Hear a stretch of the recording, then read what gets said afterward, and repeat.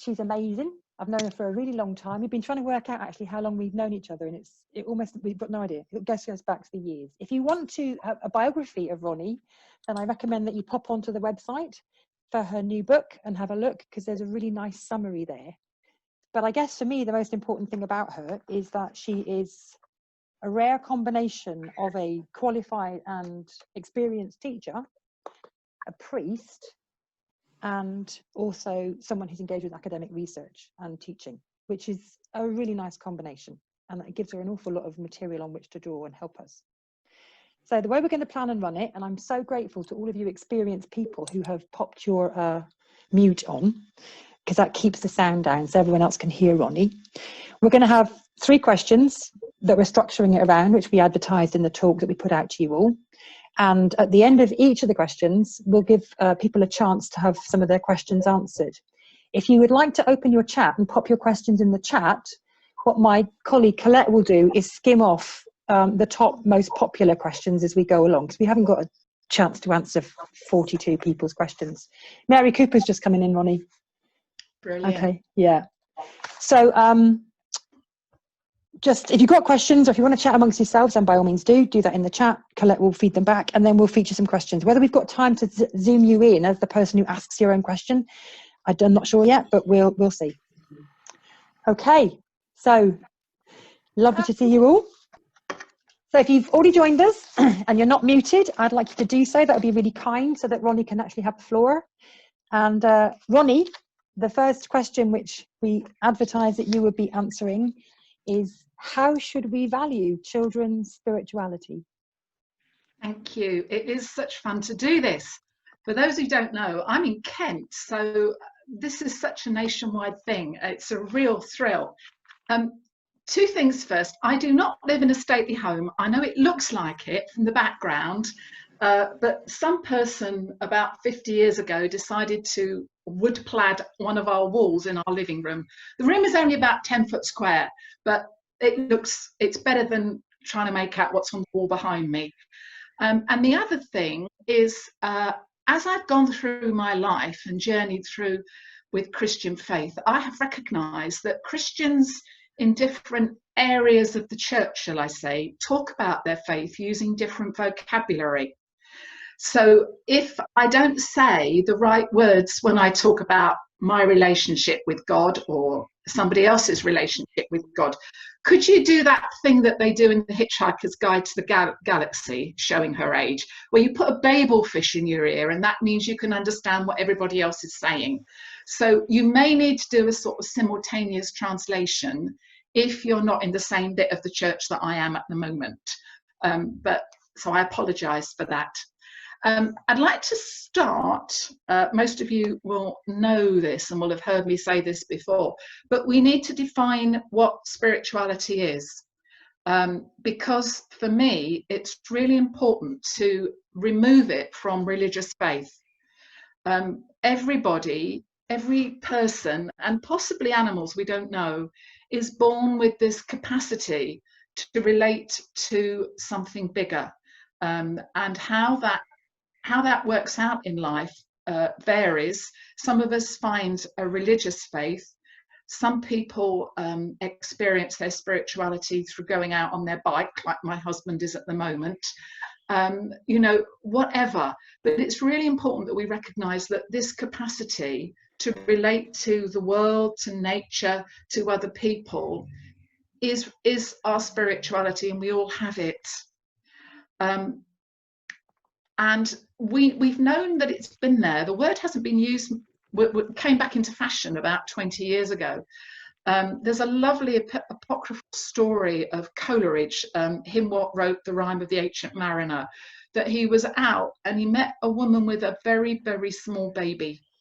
And he grabbed the baby, which must have been truly terrifying for the woman, and said to it, "Tell me, what is it like?" And what he's referring to is this belief that the Romantic poets and the Victorians had, that our souls were with God in heaven before we're born. And James Loder refers to this in his book, The Transforming Moment, where he says, if there's a brand new baby, we all react to it very powerfully. You want to look into its eyes because, you know, new babies don't focus, a bit like me and trying to get my focal length sorted out on my laptop. Babies don't look at you.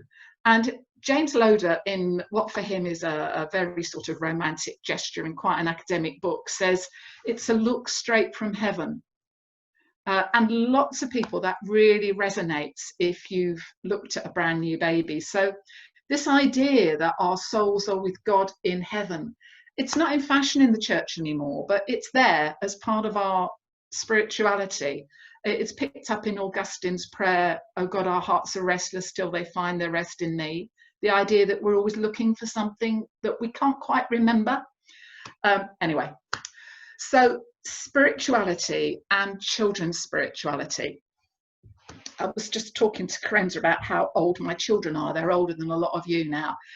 When my son was about 4 or 5, I'll just backtrack. My mother died when my daughter was 11 months old, and my son was born more or less to the date 9 months later. So you can all analyse me happily from that.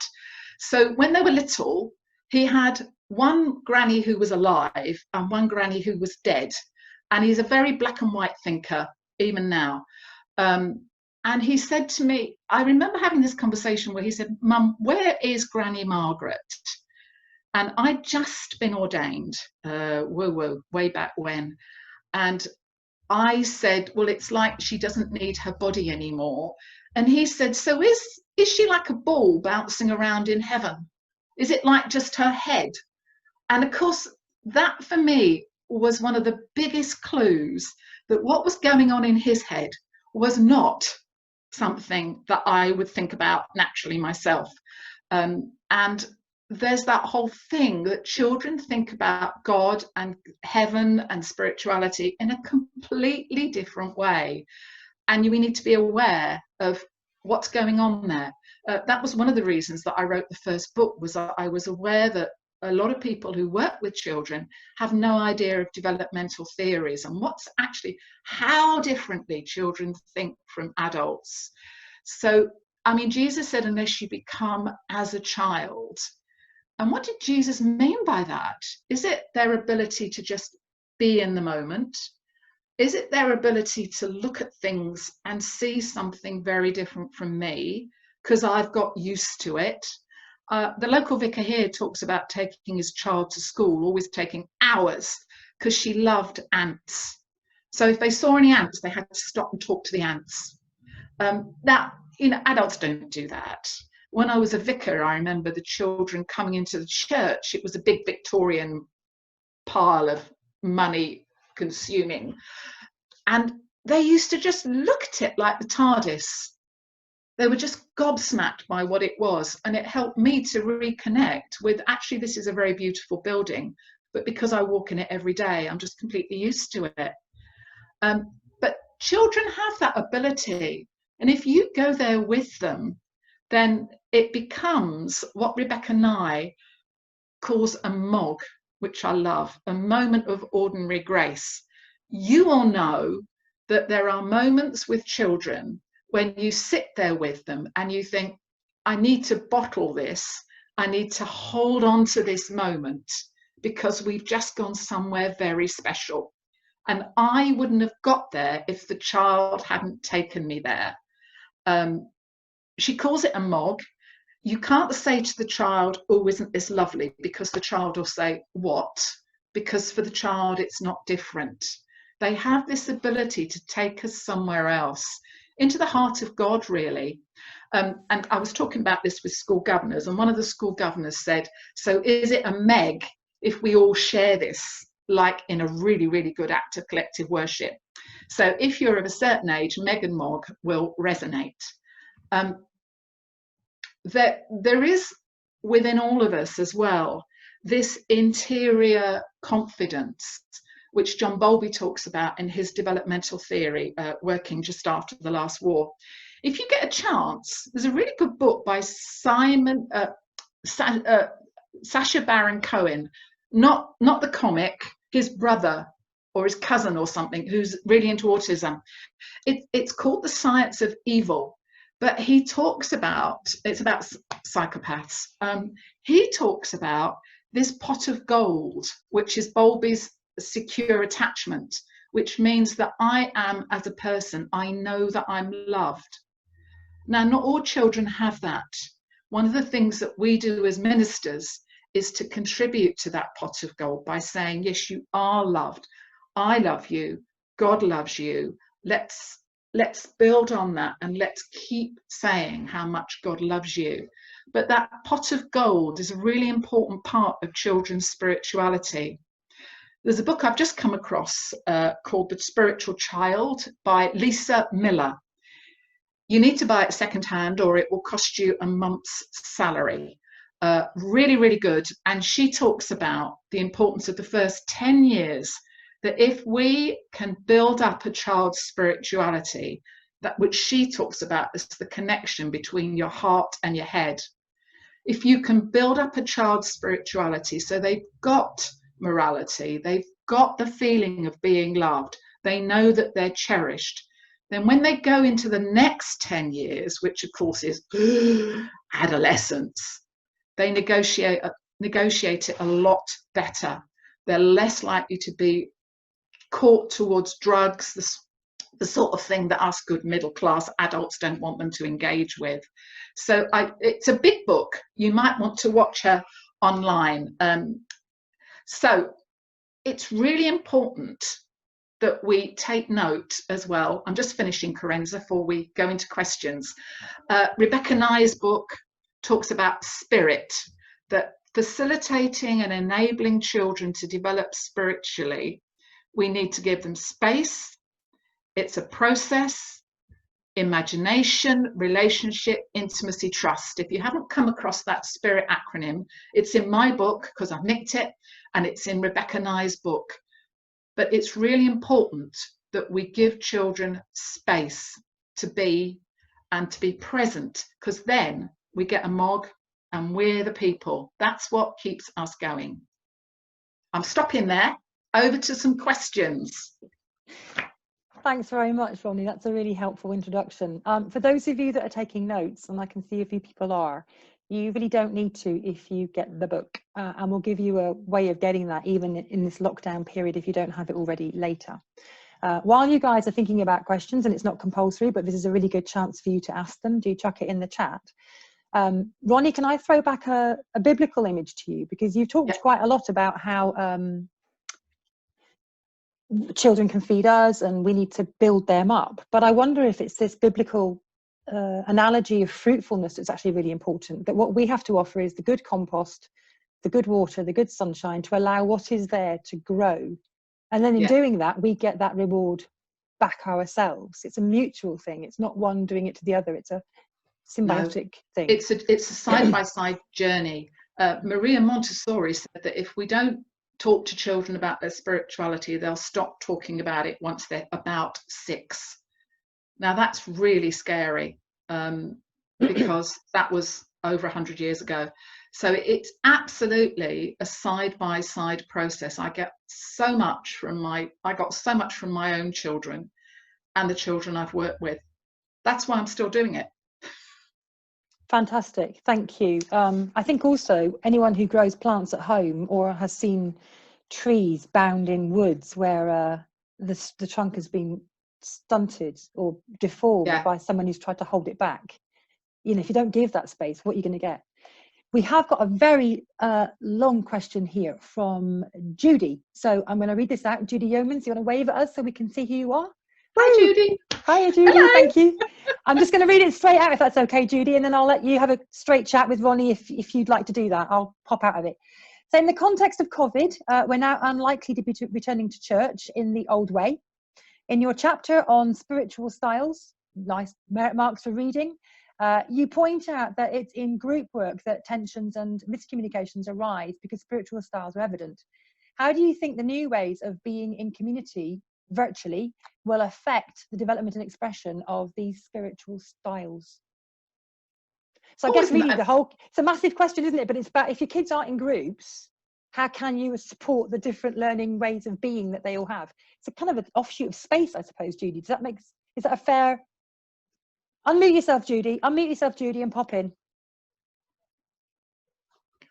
Oh, hang on, let's just try and find you. I don't think you can. Let me just see if I can unmute you. So, Ronnie, while you're thinking about that, yeah, go on, Judy. So, some of us are probably already working with some children via virtual sessions like this, and I'm noticing that as a word dominant person who likes talking and is most comfortable with a word style, that it's becoming even harder to meet the needs and to respond to the different styles that I'm presented with in my group of children. But also, how will I get to know and understand the spiritual style makeup of children who I've never met before in the real world? Oh my, I think, yeah, I'm just stalling here while my brain goes into hyperdrive. I think what's most important is that we work with our children online. Now, I'm assuming that quite often there's an adult in the room with the child, or if there isn't, then you give the children ideas of how they could explore the story when they're out on their walk, for example. I'm thinking in particular of the symbol children, because they're the ones who really find the word stuff the most difficult, and will often be the introverted child who's not going to join in a lot, not articulating. So I think we need to give children ideas of how you could explore the story when you're out for your exercise. If you're out in the garden, for example, could you draw a picture? Could you do this? Could you do that? I had a really interesting conversation with a godly player recently, and she said that she's doing godly play online, but they do their wondering at the end of the story. I hope everybody knows what I'm talking about here. They do their wondering at the end of the story. And instead of going off for 15 minutes to make a response piece of art or whatever, and then bringing it back, they're not actually joining up again, because the children were getting annoyed because maybe they wanted to go out in the garden and do something. Maybe they wanted to do something and they hadn't finished. And I think that's really important, that what we need to do online needs to be different from what we do face to face. And that means it's really hard for each of us, because then we're all having to think outside of our own styles. How can I give for me, how could I give a word child a way of responding? How could I give an emotion child a way of responding? The symbol children are always the ones to think about, because they're always the ones that, unless you're symbol, you don't think about. And you know, what action could we take as a result of this? How could an action child work it out? But I think this could be a really interesting way of finding ways of children actually talking to their families more, and the family doing a piece of work together through the introduction of the child, which will tick a lot of Anglican boxes, because that's called growing faith. I wonder if, because we need to move on to the second question, I wonder if it's a little bit like what we're doing now. You know, the Resource Centre has run really good events with 10 to 15, 20 people. But actually we've never had this many in this forum, and we have to learn new skills to bring other people in. And for those of you that are introverts who are quite happily listening and will go away and come back, this may be a much more comfortable learning space than it ever would have been if we'd shoved you in a room and tried to drag you into the conversation. So maybe it's offering those options and just seeing what goes with that. Yeah, I think so it is, Corenza, I think that's right. Hopefully. Yeah. Okay, so if you've got other questions, please do keep chucking them in, because if we don't get them to in the section where they're in, we'll either get them to the end, or what we may do, and we hadn't discussed this, Ronnie, is just like send some of them to Ronnie, and then maybe we could send out an email to you afterwards with some of her responses, or even a second chat. So none of that is to be closed. So to keep to time, our second question, Ronnie, was what is the point of play?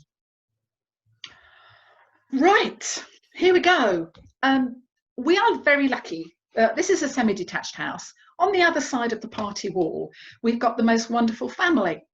And I think the little boys are now about 5 and 7. I think the younger one is one of those poor kids who went to school for about 3 weeks and then came home, and it hasn't been since. It's going to be awful when he has to go back. When they're older and somebody says, what do you remember about the lockdown? They'll say, every day we've played in the garden with mum and dad. And over the wall, I don't sit there listening like some sort of perv, but you can't help overhearing some of the stuff that's going on.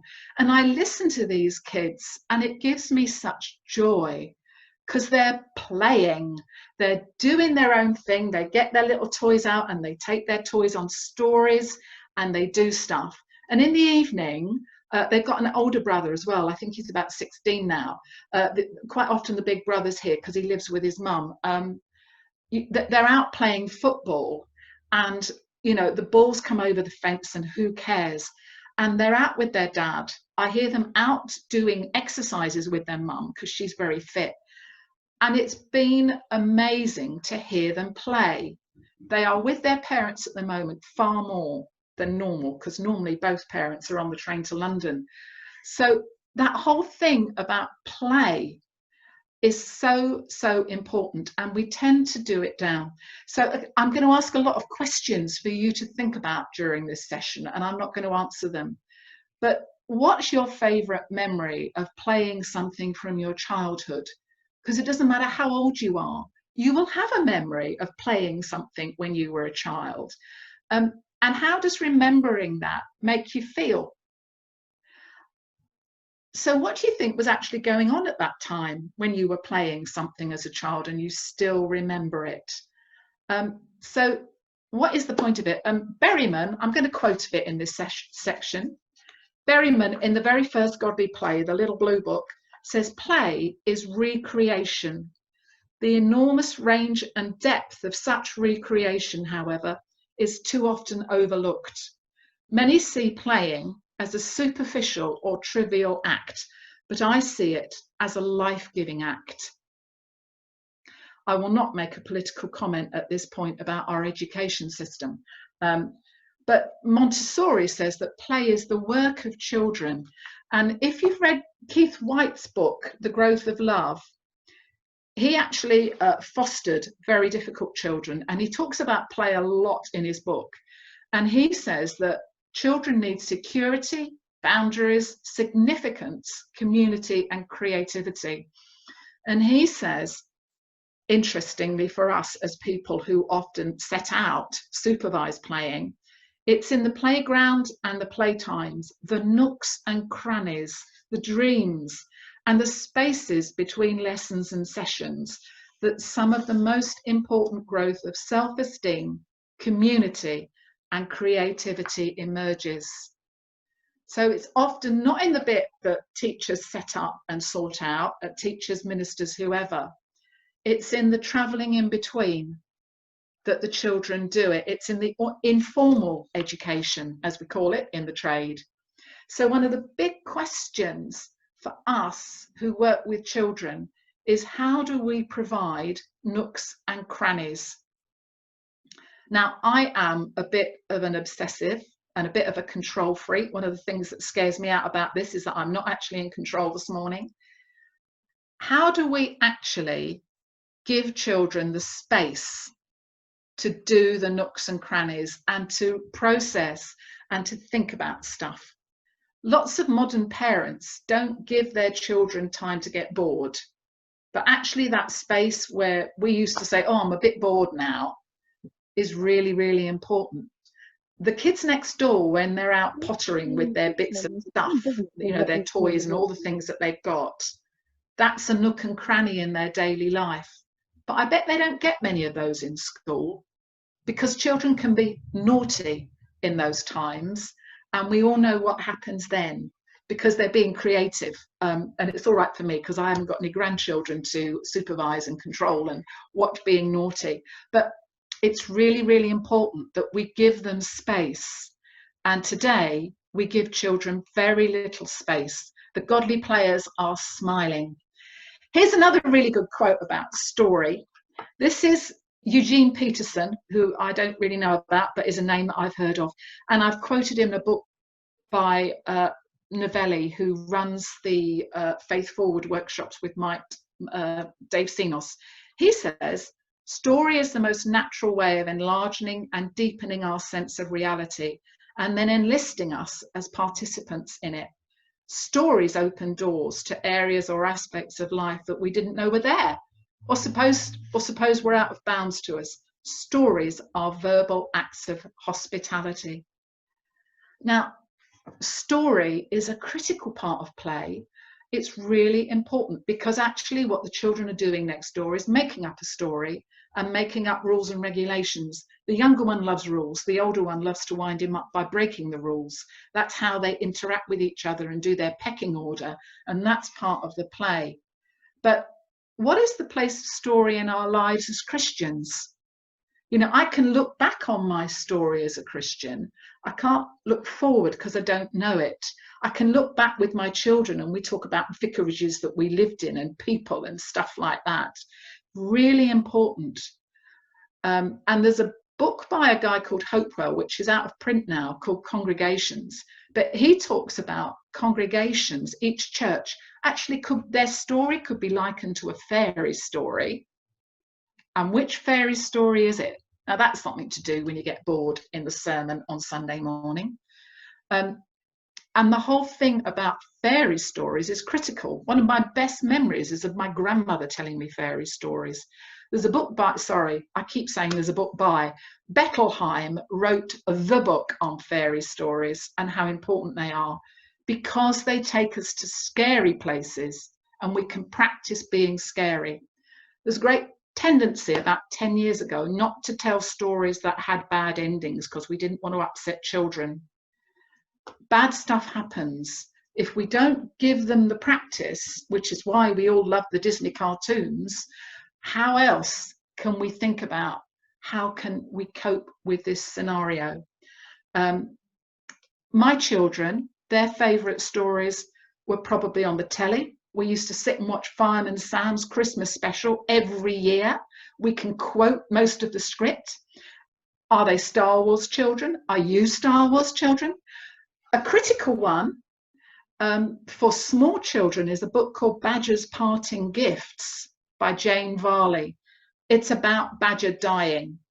Now, it's ideal for primary school age children, because it talks about what happens to Badger after he dies and how the friends he has, all the little animals in the wood, how they deal with their grief. I recommended it to a parent who'd lost their parent recently, and they didn't want to talk about it with their child because it was all about dying. No comment. It's a superb story, and it's really interesting that within that you've got the animals playing. So play is so important. It's how we practice all sorts of things. And to let you into a big secret, every day at the moment, my husband and I play a game called Ticket to Ride, which, if you haven't come across it, it's brilliant because it only lasts about 20 minutes. I'd love a psychologist to sit in and tell us what's going on when we're playing that game, and how important is this in keeping the family going, the two of us, without having an argument, because we do it on the board. That's how we do it.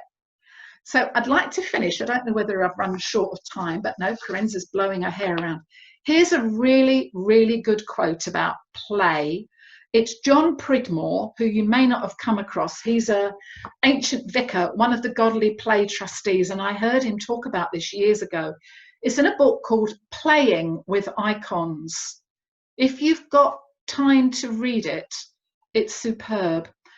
He says, talking about children's play, it is at the boundary between the land and the sea, between here, where we are safe, and there, where most certainly we are not safe, that children play. Children play on the shore, close to the water's edge. We grown-ups move far inland, as Wordsworth puts it. We retreat to our deck chairs and newspapers higher up the beach, if not back to our desks and laptops. when I got into godly play, I realized that I actually am a very poor player. And it's in the second half of my life that I have reclaimed the ability to play. And I now play regularly, and I cannot say how good it is for me. Play is critical. And I think play in terms of how we let our children just be is what a lot of them are really missing. And if it's not there, then their spirituality is impacted really negatively, because it's when they're playing that we really hear their spirituality coming out. And Miller, in her book, talks about in America how there's a whole group of very rich young people who've grown up being bussed from activity to activity by their parents, never given a nook or a cranny to play in, and they don't turn out to be happy people. They really, really are not. This is a lot of mental health issues, a lot of problems, drinking and drugs. They may be, in the world's eyes, at the top of the tree, but they've not actually got that pot of gold that we all need to have if we're going to be spiritually healthy and mentally healthy. Okay. Thanks, Ronni. That's lovely. We move very quickly from play to imagination to spaces to creativity. I'm not sure how many people here during this lockdown experience are finding that their creativity has either been improved or stunted. And that's a reflection for you personally that you might want to take into your work with your young people. We've had a few questions come in, and the answer to Brett is yes, go ahead, and I'll let you back in as soon as I can. One of them was from Mike, which I thought was really interesting. Mike Harrowing. Hiya, Mike. Said hello earlier. I don't know if this question is still relevant given what you've just heard, Mike, but do you want to just give us your question and respond, because it was from the first half, but I think it might have been developed in the second. Yeah, actually, ignore my first question, but I am interested in my second question, if that's okay. Shall I ask it? Okay, it's banter is often considered a little close to bullying, but is it actually a form of play which incorporates that sort of fairy tale bad ending issue? Ooh, I think sometimes banter is bullying. You know how children home in on another child's weak spot? So if you are teasing somebody and you've hit something that actually the child finds difficult to deal with, then I would call that bullying. But if that's something that they're secure about, then it is just play, isn't it? But it's a fine line, and I think banter can often be about pecking order and assertion of my power over you. I really don't know, Mike. That is such an interesting question. I'm going to need some time to think about it. I knew you'd ask me a real humdinger, because you always do. But it's a really interesting question, because I think teasing and being together in that jolly way is a really important thing about bonding in a group, isn't it? I think as a woman, banter has sometimes felt patronizing and putting down, especially if it's coming from a man. I've been watching too much Mad Men in the lockdown, and I'm still back in the 60s and thinking, Lordy, that was when I was a child. But you know, I still have memories of when I was in ministry, people playing power games and trying to put me down as a woman vicar, because it's just banter, but actually there was something nastier going on behind it. So Maybe Mike's. Sorry, Corinda. I'm just thinking. I wonder if Mike's question actually extrapolates a bit wider than where it's been resting in this banter question. Yeah. And that's about the tension for people who lead children's ministry between providing a structured, safeguarded environment and one that's actually crushing. Lizzie's asked us a question, which I'm going to bring up Lizzie Whitbread. Lizzie, hold on to that a second, because I think it'll come into the third section, but it's a good question. But what we're kind of trying to do is encourage children to have spaces to play, the room in between stuff, and keep them safe in a society that is very frightened, for good reason, about some church environments and how they protect kids, or generally frightened as a society, where kids are either out of control and dangerous, or so I think how we view children generally might feed into that a little bit. I don't know what you think. I think so. I mean, I think that feeds you into the question of risk and risk taking, doesn't it? And where is it dangerous and where is it safe, and the need for children to push the boundaries. But you talking about what goes on between us, that the Sandy Sasso, I will have to do an email with all these references in, or you can buy them in the back of the book. She wrote a book called God in Between, which is a children's picture book. But she talks about how it's when we're in relation to each other that we find God in between us, in that space. Jesus said, when 2 or 3 are gathered in my name, there am I in the midst of them. I think Murray Wilkinson, somewhere in this pile of people, he used to say to me when we were working together, you know, is that what Jesus meant? That actually it's in my relationship with you that we find God. Which I think I've said that right. Murray can come back at us if not.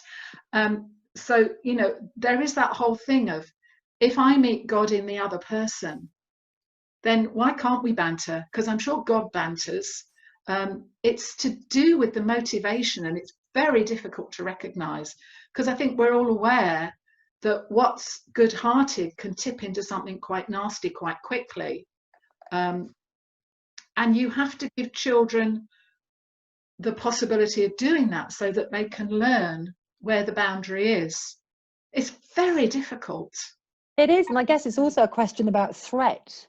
In that, you know, sometimes children threaten the adults because the adults feel suddenly they should have the right answer, or the agenda is greater than their personal engagement with that child, which is another area of tension, isn't it? How safe do you feel handling this child's questions or activity when you're not sure where it's going? That's quite a lot of concerns about that.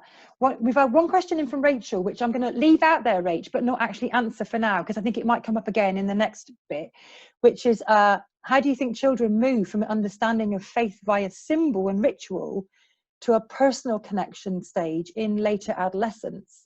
And I think that question will feed a little bit into what you're saying, Ronnie, in the next bit about kids in church. And Lizzie's got a question about how do we support church schools in moving through stuff with children. So I think, Lizzie, I've not done justice to your question, but I will repeat it if Ronnie doesn't deal with it in a minute. So perhaps we can move on to the third bit, Ronnie, which is kids in church. What's the deal? Because they don't just go to church, they've got lives in school and family life. Yeah.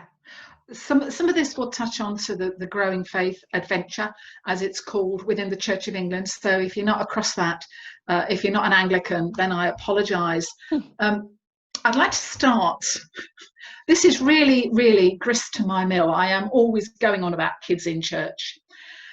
How much training do ministers get in their working with children and young people? And I work part-time for a theological college, and I do the input there. And the only reason the input is there is because I live in Kent and I work for the theological college.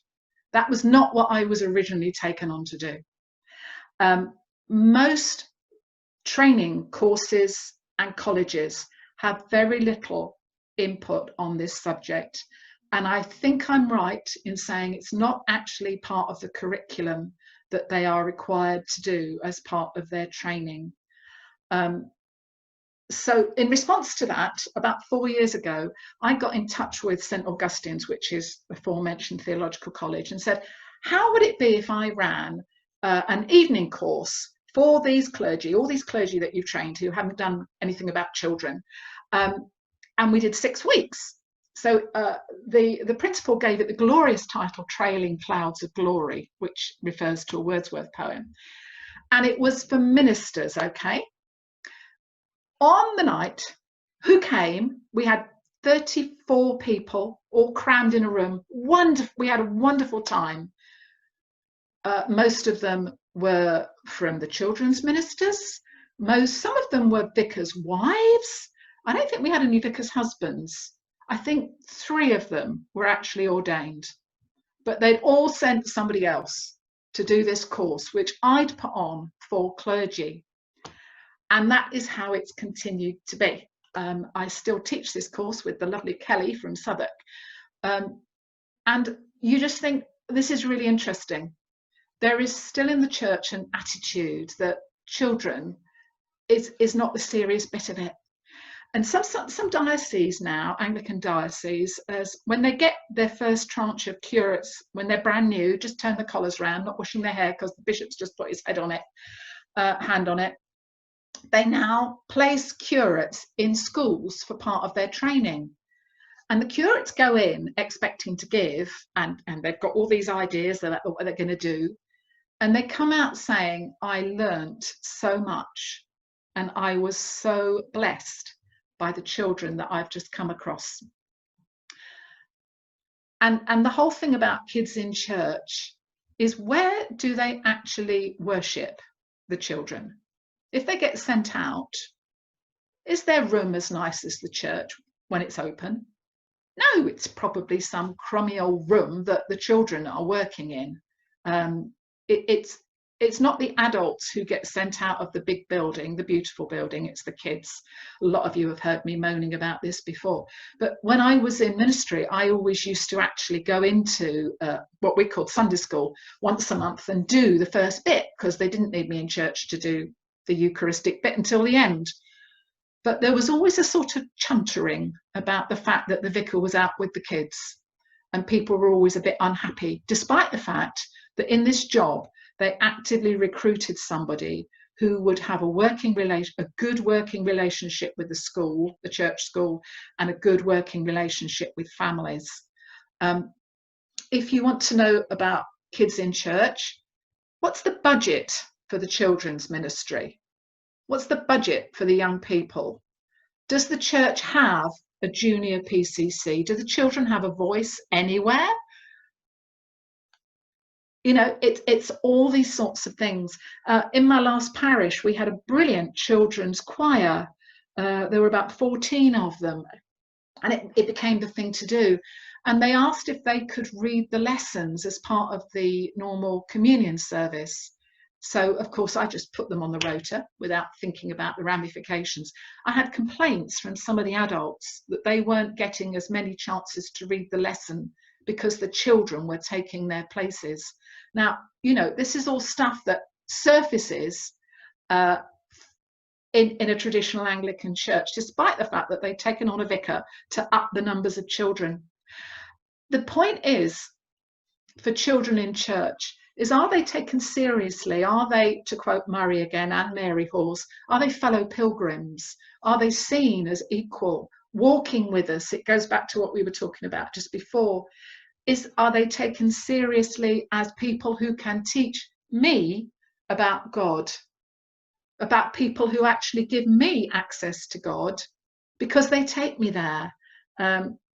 If you read the first book, Understanding Children, there's that story of Sophie, who sang in the choir and was a really naughty girl, and I think she's about 21 now.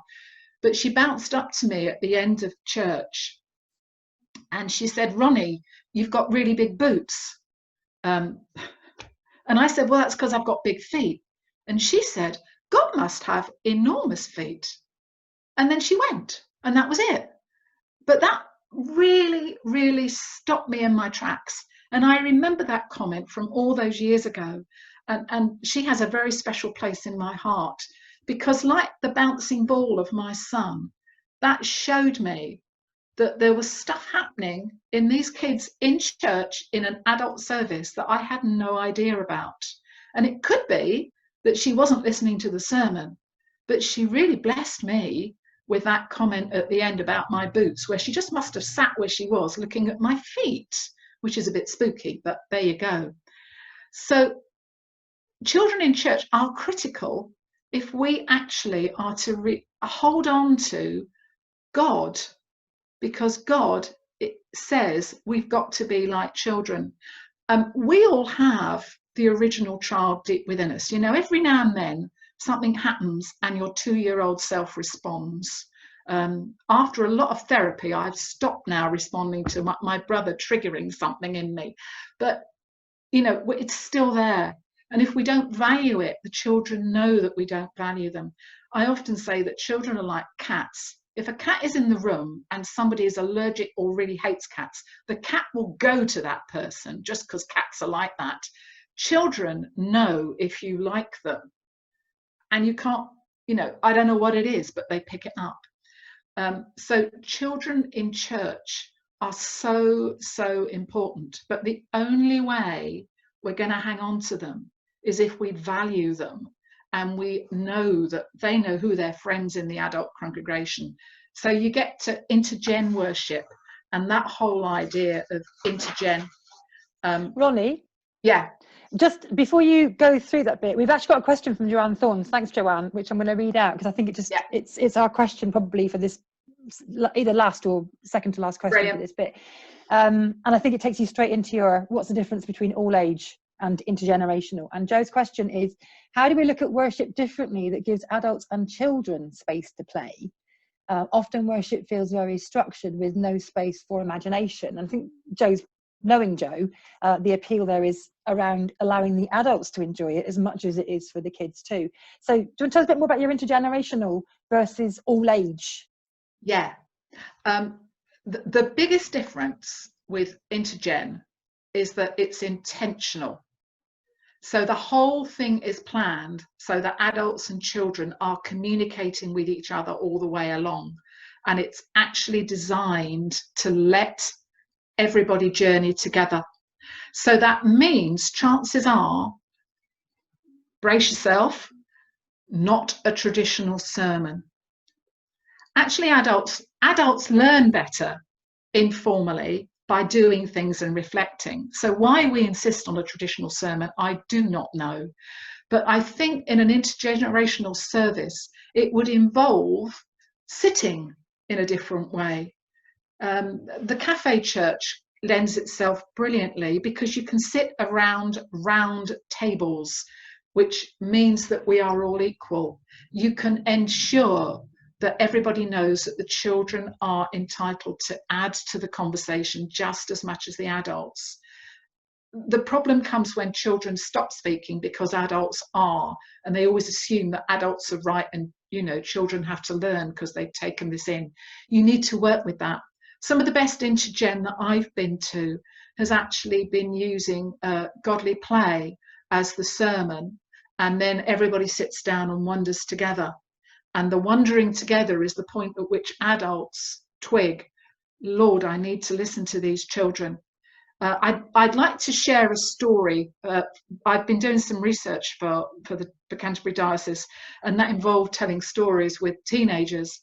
So if you can imagine, I did the story of the lost sheep with a mixed age group. They were year 7 through to year 9. There was a year 9 boy. I remembered teaching year 9 children and how difficult they can be as I was doing it. This year 9 boy was very, very giggly, and he didn't seem to listen. But at the end, he did something with Play-Doh, and I'd asked them to think about dark places and where they went when their life was dark. And he got two bits of Play-Doh, 2 people, I think. And I said to him, can you just tell me what this is so when I go away, I can write about it? This is a child that I'd found very difficult in the session. And he simply said, this is my bedroom. That's where I go when I'm feeling down. And he was a Sikh. That's the other thing. And this other character is the angel that God sends to be with me when I'm down, but I can't see it. Now, that absolutely flattened me. And our work with children in church is giving them a voice so they can share comments like that, or comments like Sophie's and my boots, so that adults don't laugh at it, but listen to it and hear the voice of heaven speaking straight in their ears. The thing about listening to God is that in my experience, it rarely comes through a sermon. It usually comes through something that I was completely taken aback by. So often I've heard God through the mouth of children. sermons, no. But I think children in church are critical if adults are to really, really journey on. And we journey holding the hands of our children. And as they get older, so mine are now adults, I find myself being blessed by them and their wisdom about the world and how it works. Such a privilege.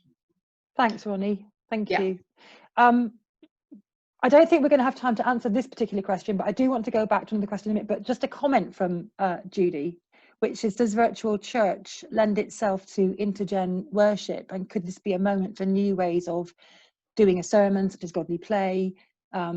We'd no longer be in the pews. And I think that's a really interesting point about joining up the virtual and not. I'd really like to go back to Lizzie's question, actually, because we've only got a couple of minutes for you on this one, Ronni, but I know it's a big chapter in the book. Lizzie Whitbread was asking about schools. How can we support and help church schools in particular, but schools generally, to use and encourage play and link to the church and to school ethos? And it might be a nice point to wind it up, given how much this is important and highlighted right now. Yeah, I think what is really, really important is to know the law. And that is that if you are in a school, you are any school, you are not allowed to proselytize. So we can talk about as what Christians believe, but you cannot assume that they believe it too, the children, that is. You've got to be really, really careful. And if you find that difficult, imagine if that was someone from a different faith saying what the children should believe. It's human rights stuff. So you need to be very careful. But I think the biggest thing we can do as individuals is, there's a word for it and I can't get it, is to be there. Incarnational ministry is to be a friend. Go into school and spend time just listening to children read, just being around, enabling them and asking if the teachers can use you as a spare pair of hands so that the children know who you are. And sorry, is it possible to come in? It's Lizzie who actually asked the question. I think what I was really asking was, like you were saying about the structure of the school system currently, and the fact that schools don't feel they're able to have unstructured play. And actually, is there a way that we could help them think through, actually they could provide unstructured play and link it to their kind of outcomes, perhaps in the SIAMS inspection and things like that, so that there's a way of justifying really why they're doing it? Thanks. I think, yeah, you could. I mean, you could always become a school governor. It's not a fate worse than death, although it would be for me now. But it's really, really important that we engage. And the head teacher, if you make it quite plain that you are not going in to convert the world, then the head teacher could well come to rely on you as a really significant person. You can sit and listen to head teachers because they have nobody to offload to. You can sit and listen to other teachers because they often can't offload. You can become a really invaluable person oiling it. And then once you've got their confidence and they know that you're okay, then you can start talking about play. The church could offer to do an after-school club. There are 2 or 3 after-school godly play clubs in Canterbury Diocese where the children come and play, and they have a really, I take my hat off to the people who run them. One of them has a waiting list because the children find it so helpful. But you could also, if you're well into the school and you're a trusted person, then you can go into reception and play with the children and just get down on the floor and do all those things. But I think, if you want, ideally, become a school governor, and then you can start actually thinking and working. That's a real commitment. And it could well be that a diocesan board of education. So I suppose it was thinking of as diocesan. I mean, I keep offering. I have offered to do training on the importance of play for our school training, and the offer wasn't taken up. The teachers didn't come because it's very difficult. we do need to pull that back in. Lizzie, that might not have been a direct answer to your question. I'm sorry about that. What I'm noticing is that when we run the resource centre conversations in the real, they're an hour and a half. And Ronnie, you and I decided to run it as an hour to not use up loads of people's time, but I suspect we could have done an hour and a half. If people think that would have been better next time, a bit more time for questions and discussion, just wave at me so I get a sense of whether you think that was a good idea or not. Okay, so maybe next time we'll put a bit more time into that. We just didn't want to use up time, and it was our first experiment. Thank you. It's certainly the case that schools have to work with the law, and it's certainly the case that different schools have different ethos, and different schools have different ways of engaging with their local church and community. But always giving yourself the opportunity to say hello and offer support to the school, I think is crucial in whatever role you might do that. We do need to bring this to a close because I know that people have lives. Even in lockdown, you've got other things you need to do, babies to feed or whatever. So the last two things I think I'd like to do is we need to do a plug for your book, Ronnie. And it's a specific plug in that if you haven't already got it, and the Resources Centre is very much trying to do this, we're trying to offer support to local book suppliers and local people who can help you. I mean, some people have to reach for Amazon, I understand that, but we're trying to support the local. So Ronnie, you've got particular information that we'll send out in an email if you'd like it, on if you haven't got the book, where you can get it from with free postage. So Ronnie? I would like to plug the CLC bookshop in Sheffield, because I know they have copies and they will do it mail order. And that is a real shop, which, like most bookshops, is struggling. So if you could order it from them, I hope they've got enough in stock is all. If they run out of stock, Ronnie, the Resource Centre has a few copies. Right. And for all of you lovelies, Denise and Mary and Henry and Jack, it's all on the shelves. When we get there, we'll get it out to you, don't you worry. And if you do want a copy, guys, if any of you in the resource, sorry to be exclusive, if any of you Resource Centre members who are in a region do want one and you haven't got one, I will quite happily order more copies to be sent to your home from the CLC so you can have them at home. So do get in touch with us if that's what you need, okay? Because we want to make sure you get the access during lockdown. Okay, Jack, send me an email and we'll get it sorted. The final thing, just to let you all know, is that these conversations will be continuing. I don't think I've completely cocked it up, and I don't feel too traumatized by the whole thing. So we are going to be having another discussion at the end of June with Charlie Pemberton, who is an academic in Durham, on his new book, The Bread of Life in Broken Britain. Don't be put off by the footnote, by the subtitle, which is Food Banks, Faith and Neoliberalism. Basically what Charlie's been doing is listening to food bank users and looking at that dilemma between people who provide food in the name of Christianity don't necessarily always engage with the theology, they engage with the need. And the people who are using it quite often have particular views, but how does that come together, and how can Christians act for social change in a way that's joined up and really thought out? He's a very bright guy, and he's going to give us an hour and a half now, he doesn't know this, of his time at the end of June. So if you're interested in that conversation, then do please join us. And that is one of a series we're running once a month, all the way through lockdown, to try and get you joined up to good people. I don't know, Ronnie, if it's possible, but please do send in questions, any comments or any feedback, that's absolutely fab. But in the meantime, if you'd like to unmute yourself and give Ronnie a round of applause, we can then end the meeting. It's been so lovely to see everybody. Thank you so much for coming. Pleasure. It's been lovely. It's been lovely. Okay, peeps, thank you so much. Thank you. Now we can hear the dogs now. Now we can hear the dogs. Yeah, that's nice. Hi, Mary. Good to see you. See you, Jack. See you, mate. Bye. Bye. Thanks, Joe. Thanks, Ronnie. Cheers. Bye. Bye. Nice to meet you, Mike. Bye, please. Look at him. All these pets. Yeah.